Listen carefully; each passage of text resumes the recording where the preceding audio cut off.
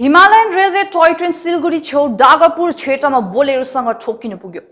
Toy ट्रेनमा सवार यात्रीहरू भाग्यले बाँचे। ट्रेनमा 11 जना यात्रीहरू थिए। घटना साँझ 5 बजी डागरपुर क्षेत्रमा भएको हो। दार्जिलिङ हिमालयन रेलवेको टोय ट्रेन दुर्घटनाग्रस्त भयो। उक्त दुर्घटना मंगलबार सिलगढी नजिक डागरपुर क्षेत्रमा भयो।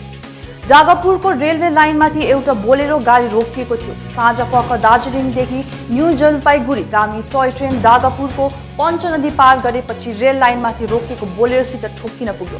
ट्रेनमा मोट 11 जना यात्रीहरू थिए। तिनीहरू बिहार निवासी थिए र दार्जिलिङ घुम्न आएका थिए। तिनीहरू सबै भाग्यले बाँचे।